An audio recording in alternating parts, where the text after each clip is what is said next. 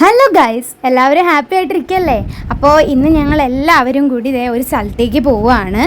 എൻ്റെ ഡ്രസ്സ് കണ്ടോ, ഞാൻ ചിറ്റയുടെ ഡ്രസ്സാട്ടോ ഇന്നിട്ടേക്കുന്നത്. ഞാനിനി 10ലാണെന്നുള്ള കാര്യം നിങ്ങൾക്ക് എല്ലാവർക്കും അറിയാമെന്ന് ഞാൻ വിചാരിക്കുന്നു. അപ്പോൾ ഞാൻ 10ലാകുമ്പോഴത്തേക്ക് പോകാൻ വേണ്ടിയിട്ട് കുറേ സ്ഥലങ്ങളൊക്കെ ഞാൻ ലിസ്റ്റിലിട്ട് വെച്ചിട്ടുണ്ടായിരുന്നു.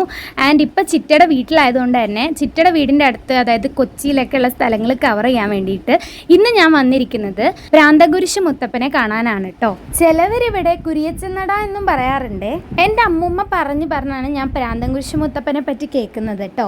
നമ്മൾ മനസ്സുകൊണ്ട് ഒരു കാര്യം ആഗ്രഹിച്ച് നമ്മൾ മുത്തപ്പനോട് പറഞ്ഞു കഴിഞ്ഞാൽ എന്തൊക്കെ വന്നിട്ടാണെങ്കിലും മുത്തപ്പൻ നമുക്കത് നടത്തി തരും കേട്ടോ.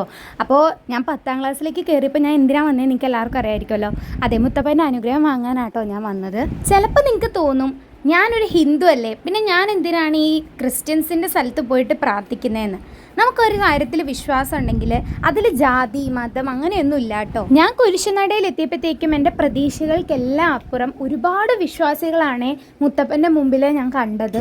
അപ്പം തന്നെ നിങ്ങൾക്ക് മനസ്സിലാക്കാമല്ലോ ആ ശക്തിയിലുള്ള എല്ലാവരുടെയും വിശ്വാസം. എത്ര അധികം ആൾക്കൂട്ടം ഉണ്ടെങ്കിലും നമുക്ക് മനസ്സറിഞ്ഞ് ദൈവത്തിനോട് സംസാരിക്കാനും പ്രാർത്ഥിക്കാനും ഉള്ള ഒരു നിശബ്ദമായിട്ടുള്ള അന്തരീക്ഷം അവിടെ ഉണ്ടായിരുന്നു കേട്ടോ.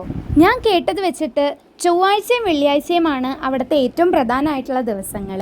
ആ ദിവസങ്ങളിൽ ഇവിടെ വിശ്വാസികളെ കൊണ്ട് നിറഞ്ഞിരിക്കുന്ന കേട്ടോ ഞാൻ അറിഞ്ഞത്. പിന്നെ ഒരിക്കലും നിങ്ങൾ ഇവിടെ വന്ന് പ്രാർത്ഥിക്കുമ്പോൾ ആ ശക്തി ഉള്ളതാണോ എന്ന് ടെസ്റ്റ് ചെയ്യാൻ വേണ്ടി പ്രാർത്ഥിക്കരുത്. ആ പ്രാർത്ഥന ഒരിക്കലും ഫലിക്കില്ല കേട്ടോ. നിങ്ങൾക്ക് ഈ കുരിയച്ചനടയെ കുറിച്ച് അറിയാവുന്ന കാര്യങ്ങൾ നിങ്ങളും താഴെ കമൻറ്റ് ചെയ്യും. കേട്ടിട്ടില്ലേ, എന്ത് പ്രാർത്ഥനയാണെങ്കിലും നമ്മൾ മനസ്സറിഞ്ഞ് അത്രയ്ക്ക് ആഗ്രഹിച്ചിട്ടാണ് ആ പ്രാർത്ഥിക്കുന്നതെന്നുണ്ടെങ്കിൽ അതിന് പ്രപഞ്ചം മൊത്തം നമ്മുടെ കൂടെ ഉണ്ടാവുമെന്ന്. എല്ലാം നടക്കുമെന്നേ. ശരി, എന്നാൽ അപ്പോൾ ബൈ ബൈ.